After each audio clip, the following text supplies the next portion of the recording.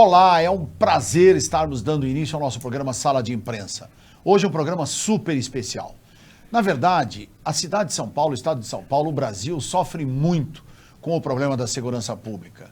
Nós, inclusive, dizemos que nós vivemos da insegurança pública, em virtude de tudo que está acontecendo. É óbvio que os governadores que recém-empossados e agora com o presidente também, tudo está sendo reformulado, remodelado com o objetivo de melhorar.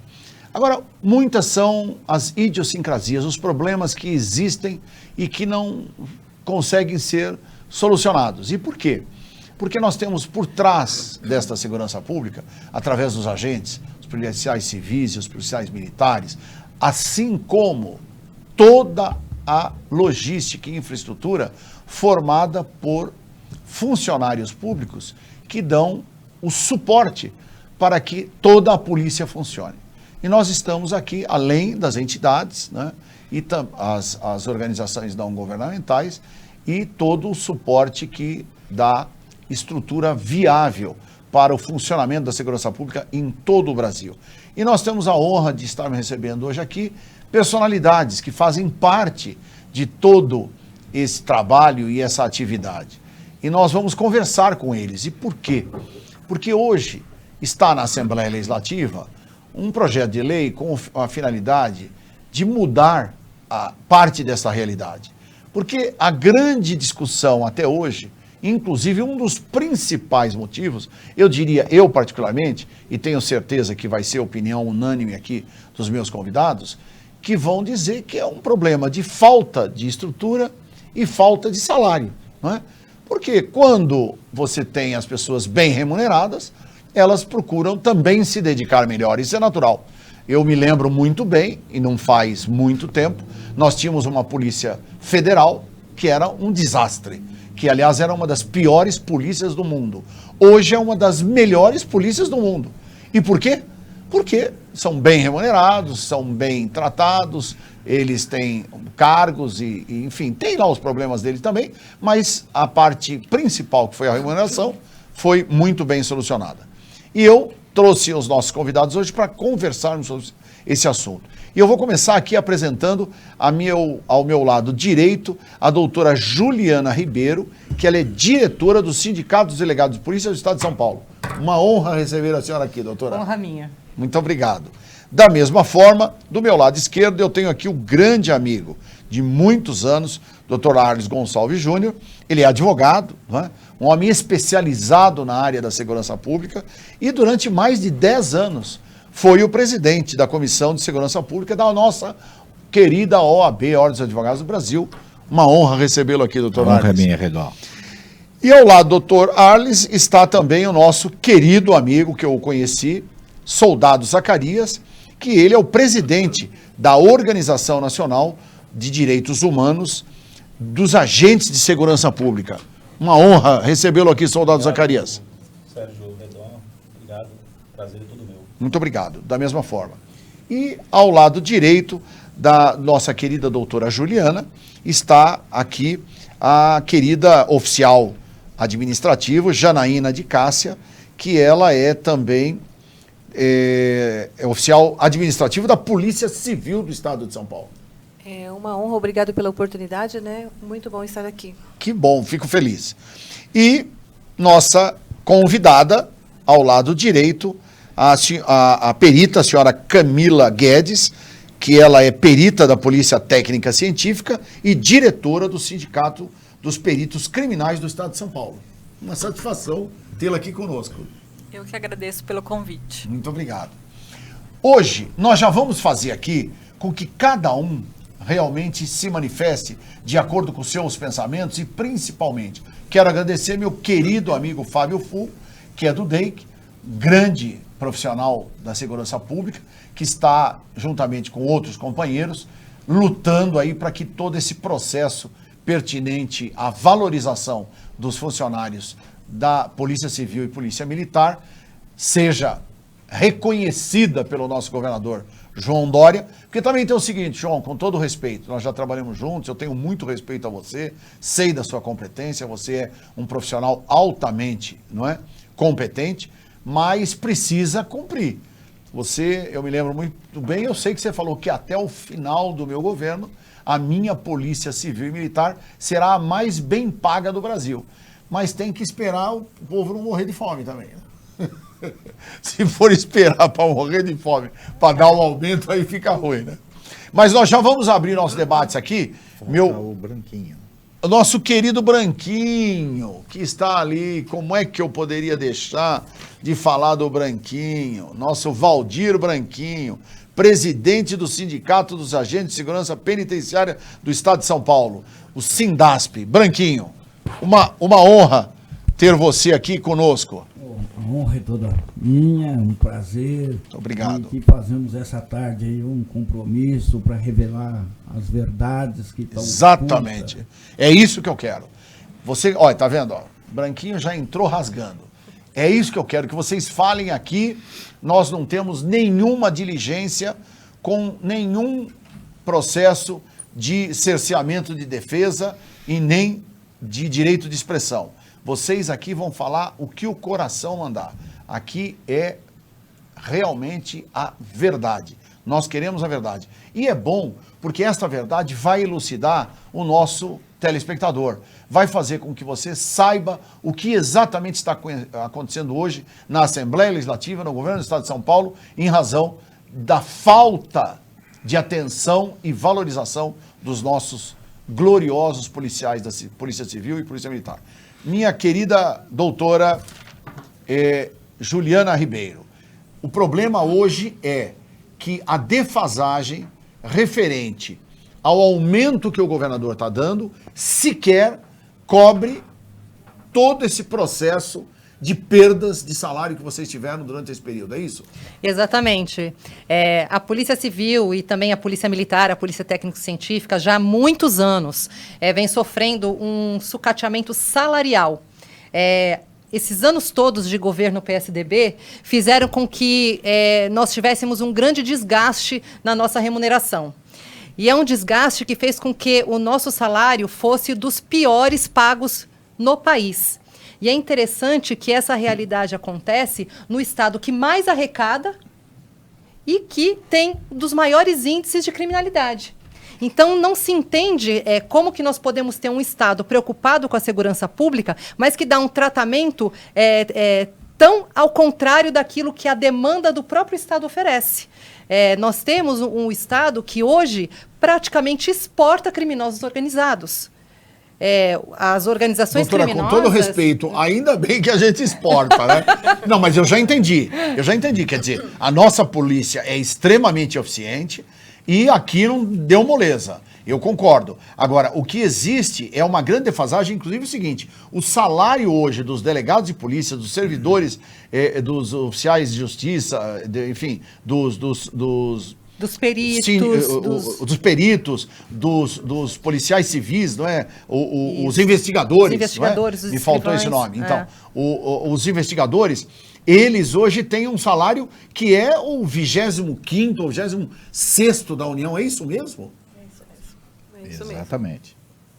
Fale, doutor Arles, o senhor como nosso grande representante aí, como foi presidente da Comissão de Segurança Pública da OAB de São Paulo. Torredó, eu acompanho a história das polícias há 40 anos. Sim. Desde 80. O que acontece? Nos últimos 30 anos, há um sucateamento das polícias aqui no estado de São Paulo. A questão salarial, o último aumento considerável que a polícia teve, Redó, foi no governo do Fleury, isso nos anos de 93. Sim. Então você imagina, de lá para cá, não houve aumento, não houve as reposições que são constitucionalmente obrigatórias a serem feitas todo ano. Não foram feitas. Em algumas vezes se faz, outras vezes não se faz, fica anos sem fazer, a polícia está sem reajuste há 6 anos. É a correção da perda salarial há 6 anos. Aí o governador vem agora e aplica um índice dizendo que é aumento de 5%, quando nós temos uma inflação que vai ser de 4,70%, 4,80%, então não é um aumento de 5%. Quer dizer, na verdade, o aumento seria de 0,020. 0,20.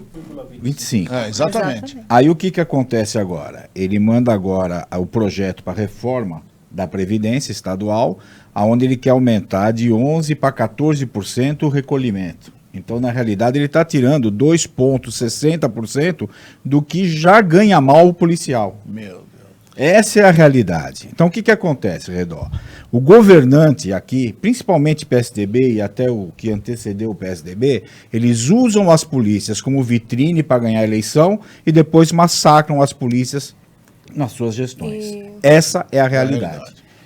Você pega as delegacias estão sucateadas, você tem falta de colete balístico em algumas situações, armamento não é o armamento de primeira linha e salário péssimo. Essa é a questão que eles enfrentam hoje. E, Fale. doutor, ainda para complementar, né? Importante, Janaína. Nós, os administrativos, não somos nem reconhecidos pelo governo enquanto fazer parte do apoio da carreira policial. A gente está lá, lado a lado com o pessoal. A população não reconhece os administrativos. Para eles, todo mundo é polícia, né? Então, a gente está com os presos. Nós estamos lá trabalhando juntamente com o pessoal. Nós tivemos uma reestruturação de salário em 2008, que nós Seja exato 11 anos. Isso, nós éramos da referência 2, ele mudou para a referência 1, e todo mundo voltou para trás. Então, eu estava lá, vamos, para ficar mais fácil, a carreira policial estaria a 5ª classe, ele acabou com a 5ª, jogou todo mundo na 3ª. No nosso caso, ele acabou, e a gente estava no grau C, que contava com mais de 15 anos, alguns com mais de 20 anos, voltou para a referência A, como o servidor que estivesse entrando no Estado naquele momento. E a gente passou a ter promoção lá, que ele chama, na igualdade. Então, assim, a insalubridade que foi concedida para todo mundo lá na década de 80, né, em 85, se eu eu sou oficial administrativo, for responder para uma diretoria, uma chefia, a gente perde a insalubridade, mesmo estando no mesmo local de trabalho. Então, assim, a gente só vem perdendo. Aí ele deu esses 3,5%, que para a polícia foram 4% ano passado, para a gente foi 3,5%, e ainda vamos ser atingidos pelos 14% aí da Previdência. Está difícil, viu? Está muito difícil. Eu queria, inclusive, saber da Camila, esse quadro também atinge os peritos da Polícia Científica. Sim, com certeza. Nós temos muitos problemas, mas acho que os dois principais da atualidade, o primeiro deles seria a questão salarial. Só para trazer um dado concreto, nos últimos 5 anos, nós tivemos uma inflação acumulada oficial no Brasil de 33%, e o nosso salário teve uma reposição nos últimos 5 anos de 10%, ou seja, menos do que 1/3 da inflação oficial. Então, assim, o governo não faz essa reposição anual, mesmo sendo obrigado a fazer pela Constituição. Ele não faz, ele ignora esse dado, ele sempre justifica de alguma forma, e nós estamos simplesmente abandonados. E, além de tudo, ainda somos surpreendidos com a questão do aumento da contribuição previdenciária para 14%, que vai reduzir ainda mais o nosso salário líquido. Que é um absurdo, né? Além da falta de efetivo, né? Eu queria agora dar um espaço especial ao nosso presidente, Valdir Branquinho, com a finalidade de que os agentes de segurança penitenciária, vocês ainda têm um problema terrível, né? Porque vocês estão do lado, não é? Da face mais delicada do crime. Porque vocês cuidam do criminoso. Na verdade, o compromisso que nós temos é de ressocializar. Como nós vamos ressocializar um indivíduo que não teve o amparato do Estado e chegando às unidades também, nós não somos tão preparados como merecíamos, principalmente a questão de equipamentos e salário. Então, só complementando, querendo ajudar um pouquinho para entender esse mecanismo, quando o governo dá 5%, a sociedade pensa, mas deram 5% e ainda não estão contentes. Como a Camila explicou, nós temos hoje umas perdas salariais de 34,8%. Ele dando 5%, nós não tivemos aumento nenhum.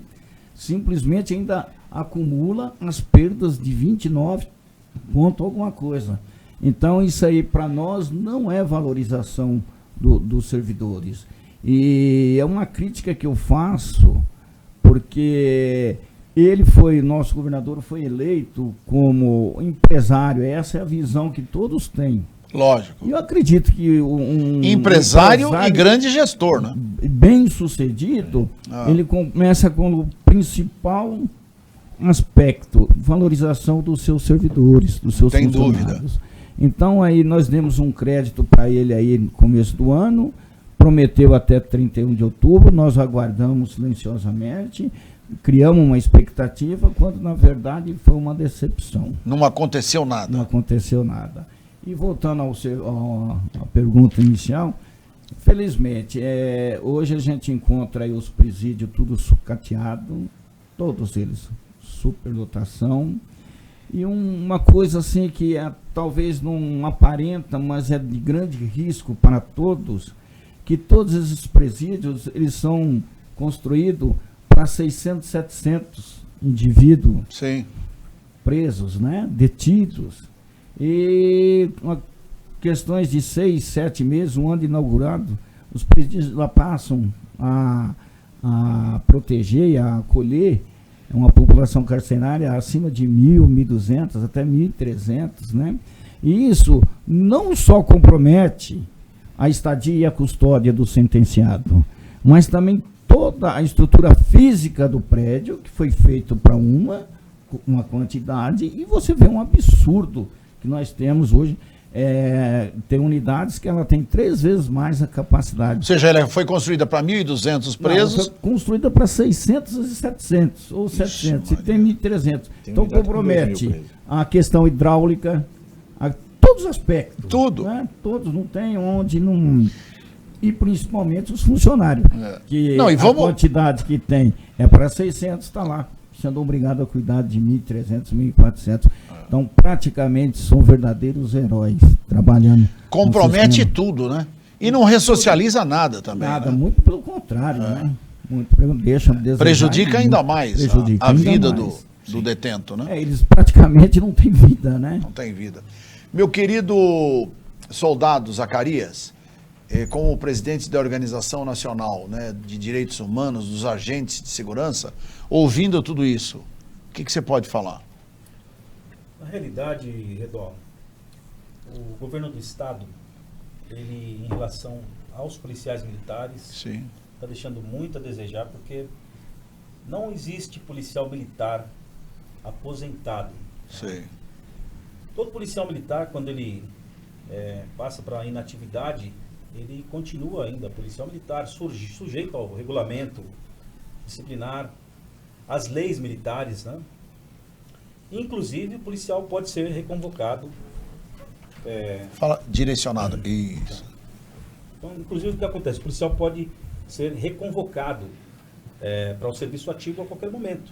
Tá? Todo mundo sabe disso aí. O policial ele fica na condição de reserva e ele pode ser reconvocado. Então, esse policial ele anda armado nas ruas, devidamente armado, e ele acaba fazendo também a segurança da sociedade.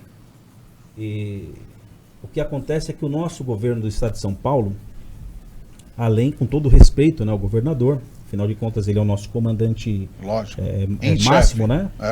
Mas isso não significa que eu não posso apresentar uma ideia diferente, né? Um antagonismo. Discordar do que está acontecendo, né? O que acontece é que assim, as propostas de aumento de salarial do governo do estado de São Paulo, todas elas, se você observar, você vai ver que ela tem uma tendência de quebrar a paridade salarial que existe entre o pessoal que está no serviço ativo e o veterano. E nós temos esse direito, a paridade e integralidade salarial. E nós temos, por exemplo, uma lei que foi aprovada em 2013 e outra em 2014, prevendo aí o direito do policial trabalhar no seu horário de folga, né? A diária especial de jornada extraordinária militar, e no caso da Polícia Penal é DGEP, né? DGEP. O que é isso aí? Na realidade eles estão empregando o policial no seu horário de folga para suprir o clarão no efetivo, que hoje está em torno de 10 mil homens, né, na polícia Sim. militar. Esse policial ele é retirado do seu horário de folga para que ele possa fazer o trabalho de segurança pública que a polícia está deixando a desejar no momento. Hoje nós temos, para você ter uma ideia, uma média de 1.800 policiais militares aposentando todos os anos, tá? E se você somar também a quantidade de policiais que são mandados embora, demitidos, expulsos, gira algo em torno de 2.200 policiais, tá? E nós as reposições, então, importante lembrar a sociedade que as reposições não são feitas, né? Então, você vê, delegado de polícia falta Pois é. investigador, falta escrivão. Mas pelo menos é o que eu tenho ouvido dos colegas mas aí, o A que Polícia acontece é que a Civil tem Polícia um claro Militar, de ela- 14 mil policiais. que está faltando. É. Tá vendo? De 30 mil de efetivo, quer dizer, é uma porcentagem muito elevada de cargos vagos. Quase E 50%. Quase 50%. E no fundo, doutora Juliana, a senhora, né, como diretora do Sindicato dos Delegados de Polícia do Estado de São Paulo, observa muito bem isso, que tem um problema seríssimo nessa situação. Qual é? Hoje, os possíveis candidatos também não têm vontade, porque vem esse descalabro, quer dizer, imagina, eu sei que hoje o salário inicial de um delegado é R$4.000, R$5.000. Quer dizer, Exato. quem que vai querer entrar, com todo respeito? Mas, Redó, o meu Exatamente. Fora isso, aliado a isso, né, ainda tem os administrativos, que o último concurso, se não me falha a memória, foi o que nós entramos na década de 90. Olha. Né? Então, assim, hoje os policiais são Coisa, obrigados a hein? trabalhar na administração porque não tem efetivo, não tem oficial, não tem um administrativo para fazer. Então, eu trabalho lá com investigador, com Desvio de função, né? agente policial. Por quê? Porque eu não tenho. Então, assim, a gente fazemos licitação. Então, todo o apoio que o policial de rua precisa, que a gente precisa dar também, depende da boa vontade do policial que está ali, né, que fica um pouco lá na administração conosco para fazer, senão a coisa não flui. Né? Governador, com todo o respeito que eu devo ao amigo João Dória Júnior, mas eu acho que está faltando um pouco de sensibilidade do senhor. Por quê? Porque, veja, a gente já teve no governo, em 2 oportunidades, com o então governador Paulo Maluf e depois com o governador Fleury. E, na verdade, a gente sabe dos problemas. A grande verdade é que os recursos são poucos e a demanda altíssima. Só que cabe ao agente público, aquele que foi eleito, e como disse muito bem aqui meu amigo Dr. Arles, o tempo todo, o grande mote era a segurança pública. Sim. Por quê? Porque toda a sociedade pede, e até hoje, quais são os 2 maiores problemas? Insegurança e agora falta de emprego. Né? Então, veja, o governador precisa estar sensível a isso. Porque o que eu estou vendo aqui, nós estamos próximo do caos. Porque falta 15 mil funcionários que não são convocados, porque não são marcados os concursos, porque não marca concurso, eu sei por quê. Porque agora tem a lei de responsabilidades, tá certo? É administrativa, onde você, para marcar o concurso, quantos vão ser? 5 mil delegados. Quanto ganha cada delegado? Você multiplica por ano e tal, tem que ter aquele dinheiro já reservado para poder marcar, senão não pode marcar sob pena de responder sobre crime de improbidade. Né? Então, veja, no fundo, o governador tem que, de alguma forma, resolver isso. Porque esse desestímulo vai voltar. Porque, olha, uma coisa é verdade, eu quero até dizer para vocês. Eu tenho sentido que a segurança pública tem melhorado. Eu tenho sentido. E tenho conversado até com amigos e tal. Você vê, a gente via antigamente, eu via toda hora assalto na rua e trombadinha e não sei o quê. Não que não tenha, tem. Mas hoje, tudo bem também que é graças ao nosso presidente Jair Messias Bolsonaro. Lugar de bandido é na cadeia ou morto. Não tem o segundo lugar, tá certo? Na cadeia para tentar recuperar. Se não recuperar, mata ele. Não tem. Porque antigamente o bom era matar policial. Não é? Aliás, a gente via claramente, inclusive os meus colegas de imprensa, que eu tenho essa semana aí divulgado, não é? Esta imprensa que nós não queremos, que é a imprensa ideológica, não é? Que é a imprensa que joga, não é? Para os direitos humanos, não dos humanos, não é? Mas dos bandidos. Porque se você quiser ter uma sociedade justa, você precisa ser direitos humanos para os humanos, para as pessoas nós de bem. nós temos uma situação gravíssima que o governo tenta ocultar, porque essa pressão que o policial sofre, porque todos que estão aqui, todas as carreiras, trabalham em áreas críticas e sofrem pressões em razão da atividade que exerce. Elabora. E o que acontece?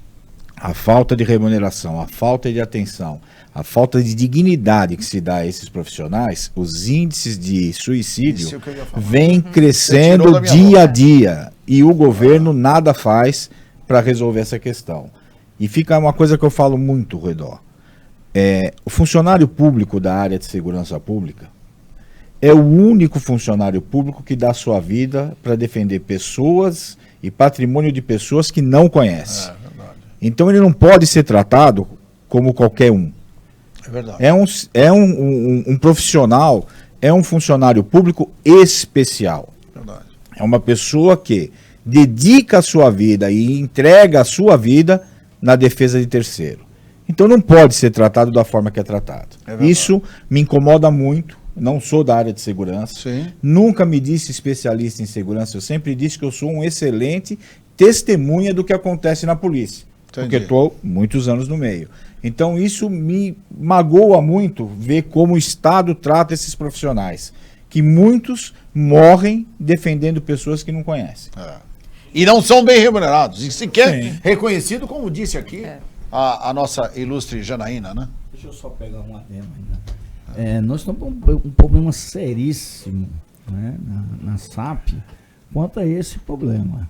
Né? SAP é Secretaria da Administração Penitenciária.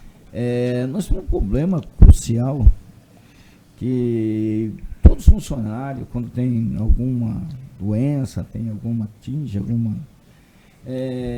o imbróglio que eles têm para resolver a licença, saúde, né?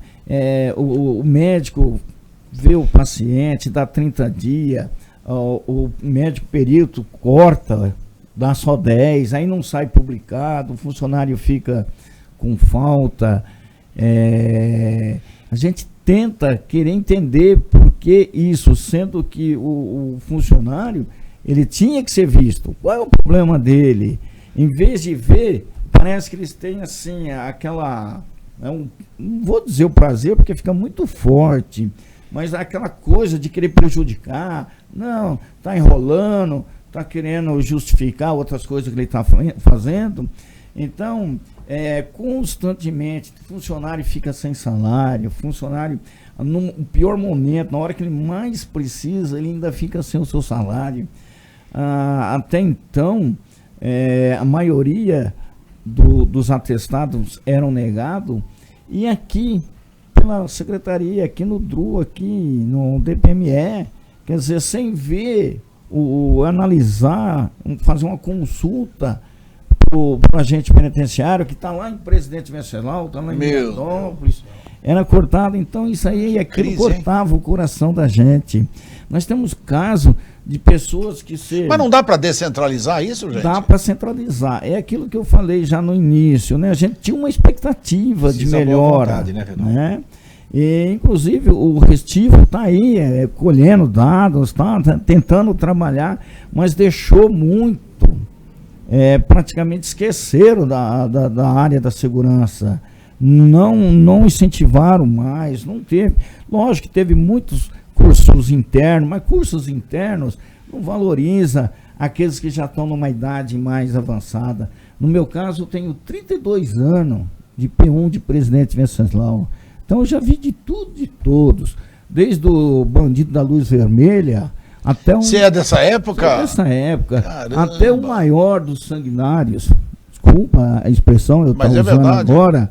Que a maioria da sociedade não sabe. Talvez acham que é o Marcola, talvez acham que é o Jaleinhão, e não é. Existem outras facções dentro do sistema. Você está brincando? Um dos maiores matadores do sistema se chama Lúcifer, que é do Acerol. O nome dele é bem próprio, hein? É bem próprio, ele já é, né? Já é o diabo. Né? Vulgo.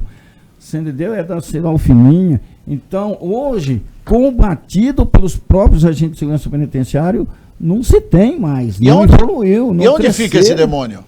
Esse demônio hoje está em Presidente Venceslau. Ah, tá na prisão. Aliás, ele fica, né, circulando um pouco na Federal, um pouco em Bernardes, um pouco em Venceslau. De tão fera que ele é. Ele é fera, né? E a gente percebe, assim, que... Que coisa. A Nunca ouvi falar nesse cara. Parece que o Estado ele tem, ele encobre essa situação da criminalidade mais organizada no Estado, né? É proibido falar o nome das facções, praticamente, é proibido tocar nesse assunto. Ninguém realmente fala ou estuda e traz essas informações para a Quer dizer, população. essa coisa de que nós temos o PCC quer dizer, outros. temos o PCC, Tem outras facções. mas tem outras. Tem outras. Mas e outras fortes também. Não tanto quanto o PCC. O PCC, mas nós temos Aliás, o PCC no passado, e eu sou testemunha disso, testemunha. Quando nós criamos a bancada da bala na Assembleia Legislativa, quando eu digo nós, na época da administração do então governador Paulo Maluf. E aí, o PSDB da época, que era MDB, porque não existia PSDB, o que acontece? Eles diziam que não, que aquilo era um factoide, que aquilo... Aí quando entrou o Franco Montoro, aí o Montoro dizia que não, isso não existe. E eu me lembro muito bem, o Conte Lopes, o Coronel Erasmo Dias e tantos outros, na época diziam, olha, nós precisamos combater, eles estão crescendo. E eles começaram, eu me lembro muito bem, porque puseram um monte de presos comuns junto com aquele pessoal que foi pego, que sequestrou o Abílio Diniz, que eram todos preparadíssimos. Inclusive, 2 deles eram canadenses. Vocês se lembram disso? Eu me lembro. É aquela coisa, quem tem um pouquinho de idade, né? Não parece, mas eu já tenho um pouquinho de experiência vivida aí. Mas a grande verdade, eu me lembro muito bem que o então senador Eduardo Matarazzo Suplicy lutou com unhas e dentes para tirar os 2 e tiraram. Porque conseguiram o indulto presidencial para os 2 sequestradores canadenses, que era um casal, inclusive, não é? 2 jovens. E a menina, inclusive, depois eu vim até conhecer um pouco mais, estudar. Não sei se você é bem mais jovem, mas a grande verdade é a seguinte: esta moça, até hoje ela está lá, deve estar aprontando em outros países e tal. Ou tomara Deus ela tenha melhorado. Mas ela é assim, ela era filha de um 3º ou 4º maior, o cara de maior fortuna no mundo. Essa moça. Ela tem mais ou menos aquela síndrome do... Aquela que se apaixona pelo sequestrador, como é que chama? Estocolmo. Ela teve isso. Ela foi sequestrada, se apaixonou pelo sequestrador, entendeu? Ela é muito rica, a família... se tornou sequestradora. E se tornou sequestradora. Olha que coisa maluca. E aí, quando ela veio, deu azar. Eu lembro de tudo, porque nós estávamos acompanhando, deu azar, porque aquele sequestro não tinha sido pego, a Polícia Civil estava investigando o caso de um malaco aí, que tinha pego droga e tal, não sei o quê, foram lá pro Jabaquara, quando chegaram no Jabaquara, o cara falou, é aqui? Ele falou, é numa dessas casas aí. Aí o cara foi com a viatura, encostou com a viatura e já gritou, a casa caiu, eu quero não sei o que, e era a casa do sequestrador do Abílio Diniz. Não tinha nada a ver com o caso do... E aí quando ele viu, o cara viram que o Abílio Diniz estava lá, preso, aí o cara falou, peguei o cara, né? E aí a polícia do Brasil inteiro foi para lá. Mas, enfim...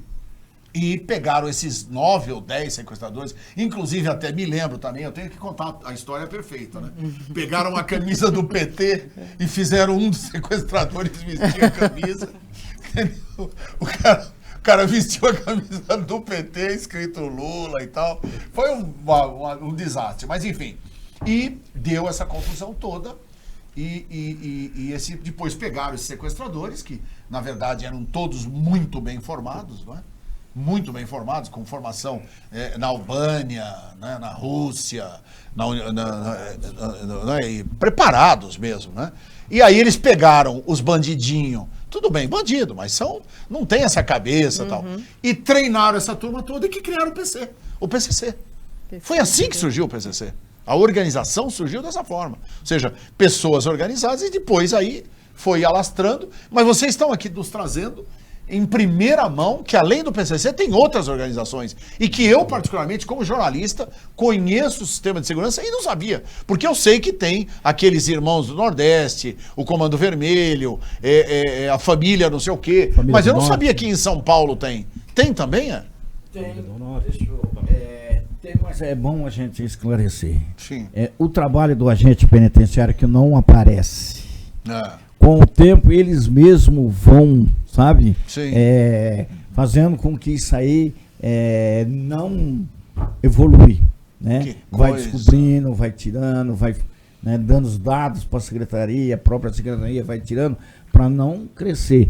Então, quando eu falei aqui desse cidadão, não, né? Esse indivíduo, eu não sei até como vai repercutir muito o que eu falei, né? Mas eu não vou esconder a realidade. Eu vivo. Nunca ninguém. Me permita um minuto, Valdir Branquinho, presidente do Sindicato dos Agentes de Segurança Penitenciária do Estado de São Paulo, o Sindasp. Eu nunca ouvi falar em Lúcifer, com exceção do que está na Bíblia, do que está no ensinamento, não é? Mas que é um diabo e que é nefasto. Quer dizer, e esse homem hoje é o homem mais perigoso dentro do sistema penitenciário do Estado de São Paulo. A quantidade de homicídio dele já é... Mais de 30. Olha, precisamente eu não sei, mas é uma quantidade que, assim, e a forma também como que eles usam é muito forte. Eles não só matam, ele também faz uns outros trabalhos macabros, sabe? Tira cerol fininho. Ela praticamente, ela está extinta porque estão separados, né? Já entendi. Mas ela viveu aí forte até 2, 3 anos atrás, né? Tem o ADA, também outra facção, que são dissidentes. A ADA é o amigo dos amigos. Amigo dos amigos. E isso aí, para você ver o funcionário, porque eu tenho que ver a minha classe, o funcionário ficou 3 horas e meia em pé, ouvindo eles passando o código e marcando numa cadernetinha. 3 horas e 3 horas e meia, para pegar todo normas deles lá, legislação. Sim.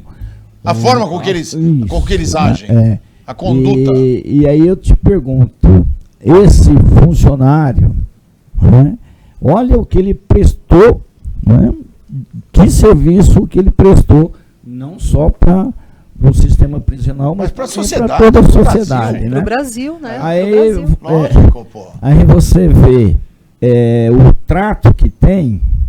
Depois, o mínimo que ele pode ter é um salário digno. Isso, é desanimador. Você entendeu? Porque até o papel, até a caneta, mas onde você pegou tanto papel? É questionado. Então, assim, em primeiro instante, você percebe uma coisinha, né? Muito pequenina, mas assim, a grandiosidade que é ele correr atrás, onde você vai achar papel num domingo, 3 horas da tarde, aquele sol quente, ele fica atrás da grade pegando os dados, né? Ele não conseguiu pegar todo, mas já sabia que ali estava nascendo uma outra coisa, hein? facção, né? Aí passa instinto, né? Quer dizer, instinto, o cara, compromisso. O cara que é o amor que ele tem. Ele pode dizer, quer saber uma coisa? Eu ganho mal, sou tratado mal, mas eu quero deixar o meu legado. Como agora, a gente só não pode dar o nome dele, porque senão, lógico, por sequência natural de proteção até dele. Mas a gente tem que agradecer. Se você assistiu ao nosso programa, que Deus o abençoe, de você ter tido essa coragem de ajudar a sociedade num momento como esse, que as autoridades constituídas não lhe reconhecem, não dão um mínimo de condições para você trabalhar, para você ter dignidade, né? O mínimo que essa pessoa precisa ter é dignidade. É chegar em casa, ter uma casa bem arrumada, uma família bem estruturada, os filhos estudando em... Você vê, não, põe o filho em escola pública, não é? Quer dizer, não pode. Se você puser em escola pública, o aluno bate na professora, tá certo? Quer dizer, não, porque acabou. Não acabou, não. Isso tá acabando, graças a Deus. Mas ainda tem. Quer dizer, então, ele precisa ter o quê? O mínimo, onde o filho dele esteja numa escola boa, onde a mulher dele esteja satisfeita, pelo menos podendo contemplar, não é, com as necessidades da casa, do que ela precisa. Enfim, realmente, olha, eu vou ser muito franco a vocês. É lamentável, viu? Eu fico eu saio desse programa triste. Eu não imaginei que eu fosse ouvir tanta realidade e que Redondo. não tivesse mudado nada. Porque, Redondo, gente, não mudou nada. Permita-me fazer uma parte em cima do que o Branquinho acabou de passar para nós aqui. Ah. Você está diante das pessoas que carregam o piano da segurança pública. Literalmente. Nós carregamos o piano. Não adianta você trazer aqui um especialista, muito bom especialista, um cara acadêmico, Ah. mas nós enxergamos sob o prisma daquele cara que está carregando o piano nas costas.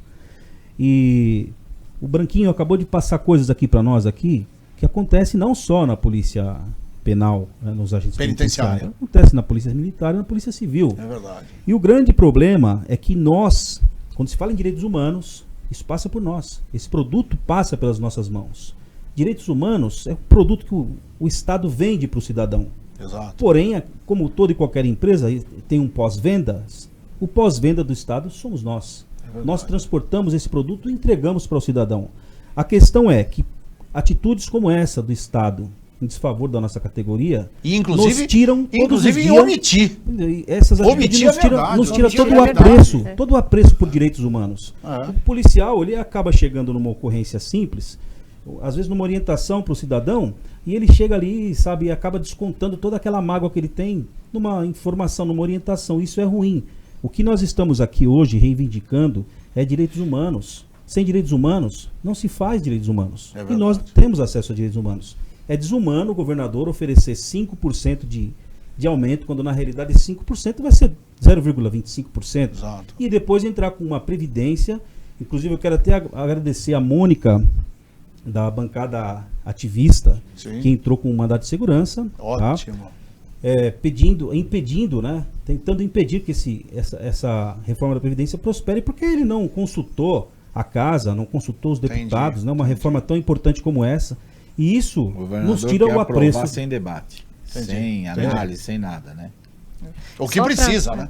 Só para acrescentar mais uma informação de como essas ações do governo João Dória estão prejudicando toda a área da segurança.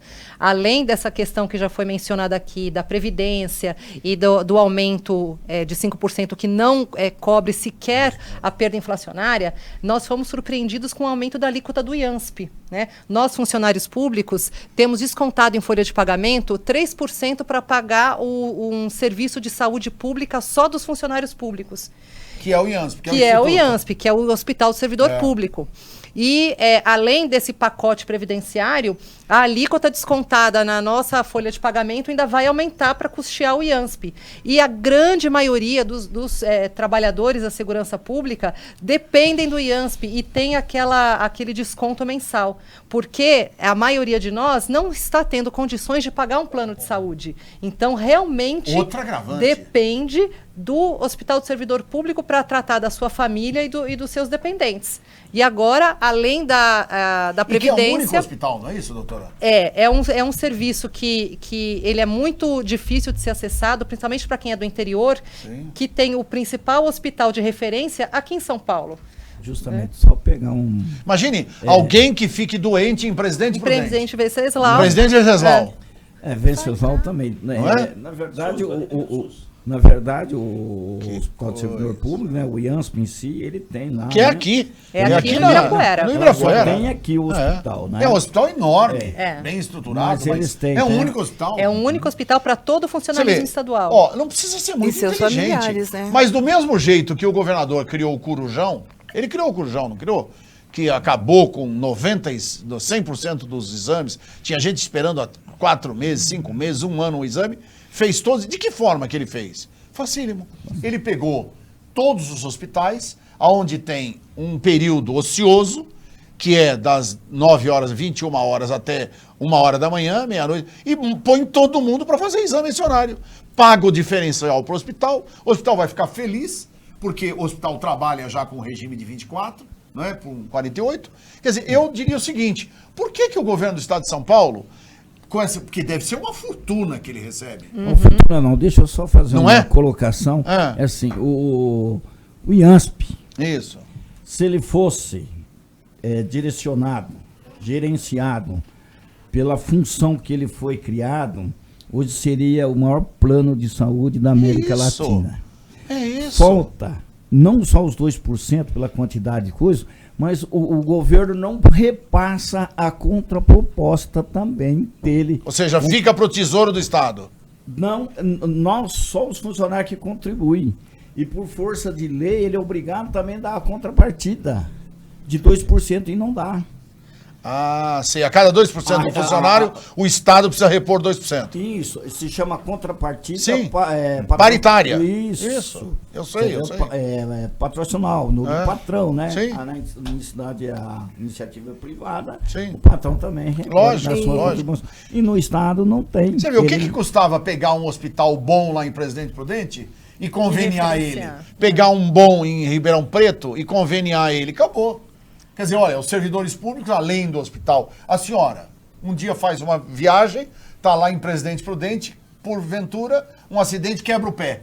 Vai ser atendida aonde? Ah, não, vai lá para São Paulo. Quer dizer, a senhora vai de pé quebrado até São Paulo? Quer dizer, um negócio que não dá para entender, né? Não, com todo respeito, é calamitoso, hein? Hã? Porque o hospital ele funciona assim. É que nem uma cidade igual o Presidente Venceslau, a minha. Tem um convênio com o IANSP, né? Se você precisar de uma coisa um pouquinho melhor, o IANSP ele é obrigado a te oferecer tratamento numa cidade melhor. Sim. Seria prudente no nosso caso, né? E assim vem seguindo até chegar no hospital. Mas esse trajeto é demorado. Entendi. Você entendeu? Tudo é a muito mesma difícil. coisa que você entrar com um pedido de um exame médico e você tem que aguardar Meses. 70 dias. Fala, doutor Arles. Eu penso que no momento, Redó, esse programa que você está fazendo é importante para mostrar para a sociedade a realidade dos funcionários da segurança pública e pedir ao cidadão que apoie os funcionários da área de segurança pública. Isso é importante. Porque eles precisam de apoio. São essas pessoas que defendem os senhores dos bandidos. Então, os senhores precisam defender eles para que eles possam lhe defender cada vez melhor e cada vez com mais eficiência. Porque do jeito que está, a tendência é ficar pior a cada dia. Minha querida Janaína de Cássia, a senhora como oficial administrativa da Polícia Civil, vê uma saída?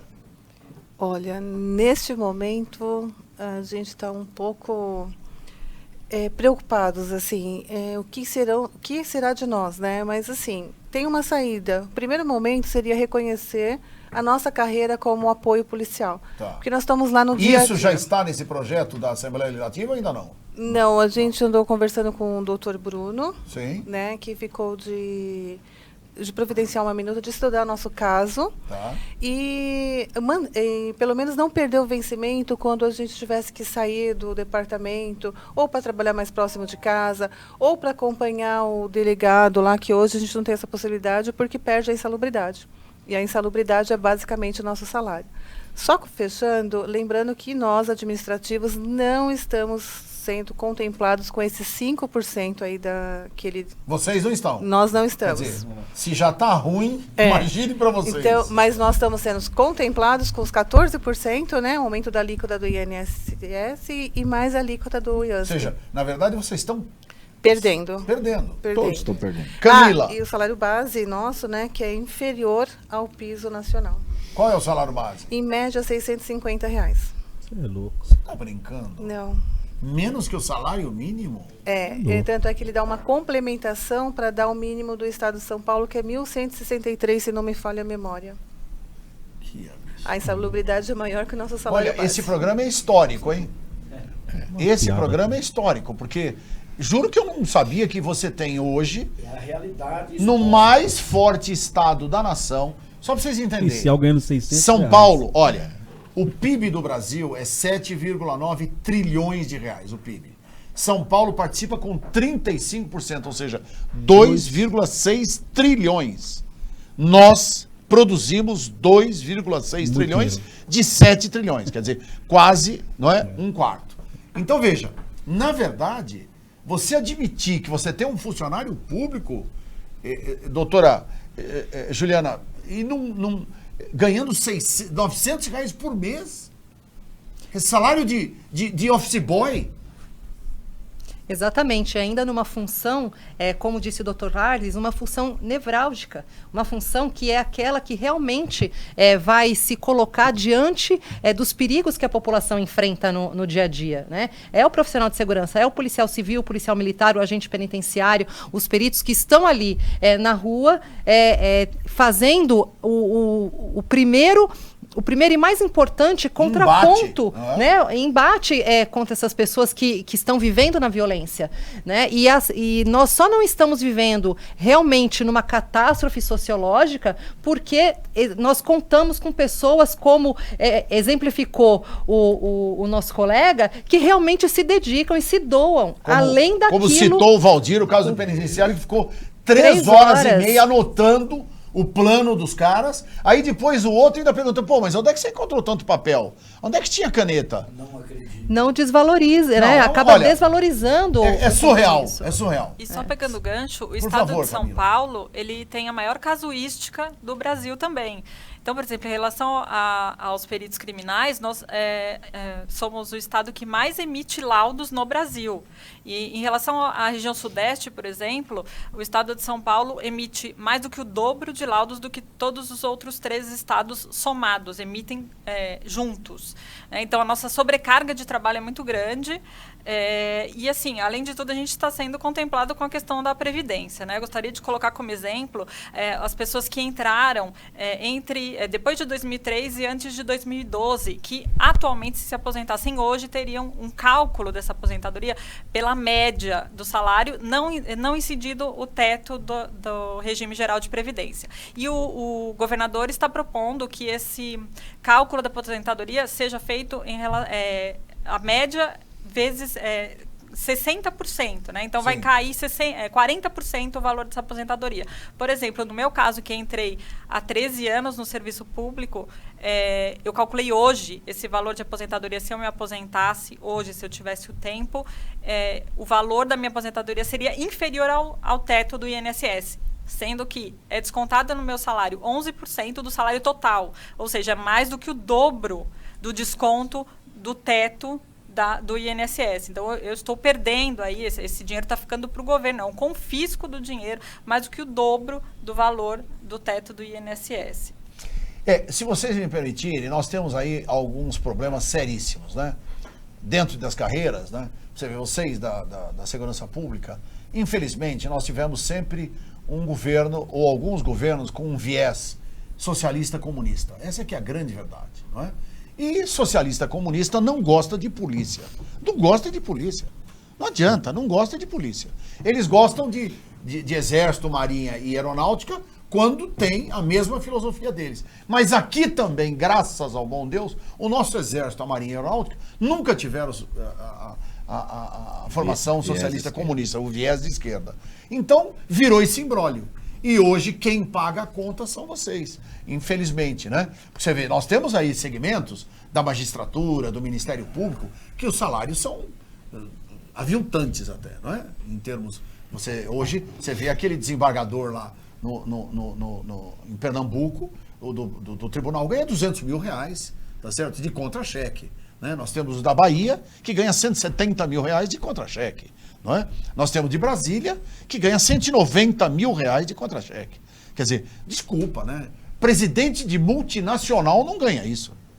Presidente de multinacional. Você pega o presidente da Chrysler, da GM, da Ford, não é? Da Johnson & Johnson, tá certo? Ah, não, mas o cara ganha $1 milhão por ano de participação no lucro. Participação no lucro.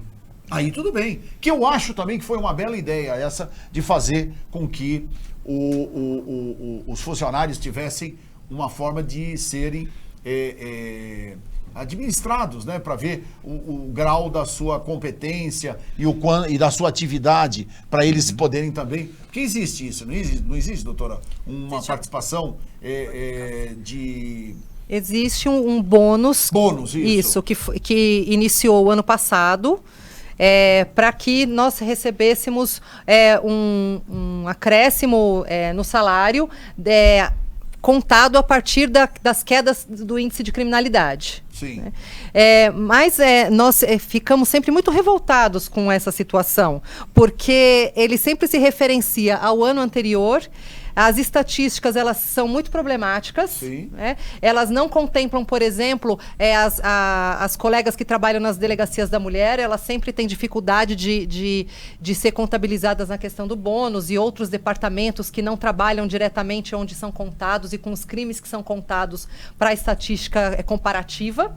Então, quem trabalha em delegacias que não estão referenciadas nessas questões não ganham bônus. E, ao mesmo tempo, eles estão trabalhando da mesma forma nas áreas para que eles são disponibilizados para trabalho. Entendi. E não recebem. E, além disso, nós estamos dizendo e afirmando que é a questão salarial. Não é possível que trate um funcionário público que arrisca a sua vida com migalhas por conta de estatística. É verdade. Nós temos que ter o respeito, sabendo que esse respeito está vindo por consideração à nossa disposição, ao nível de risco e de responsabilidade da nossa atuação. E ao trabalho que está realizando. Trabalho efetivamente feito, porque essa migalha, ela pode simplesmente ser deixada de dar. A partir do momento em que aquele agente político não quer mais disponibilizar, quer disponibilizar para outro setor. Ele não é um respeito e um compromisso, uma política de Estado.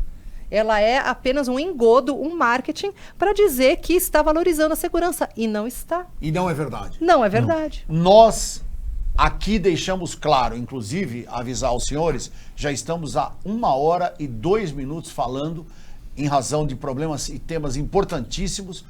O governador do estado de São Paulo, todo o segmento da segurança pública não pode viver de migalhas e nem de promessas infundadas. Eu quero agradecer a presença da doutora Juliana Ribeiro, que é diretora do Sindicato dos Delegados de Polícia do Estado de São Paulo, o doutor Arles Gonçalves Júnior, meu querido amigo, ex-presidente da Comissão de Segurança Pública da OAB de São Paulo, a senhora Janaína de Cássia Silva, oficial administrativo da Polícia Civil, a perita Camila Guedes, também perita da Polícia Técnica Científica, diretora do Sindicato dos Peritos Criminais do Estado de São Paulo, meu querido Valdir Branquinho, presidente do SINDASP, Sindicato dos Agentes de Segurança Penitenciária do Estado de São Paulo, e o nosso querido soldado Zacarias, presidente da Organização Nacional de Direitos Humanos dos Agentes de Segurança.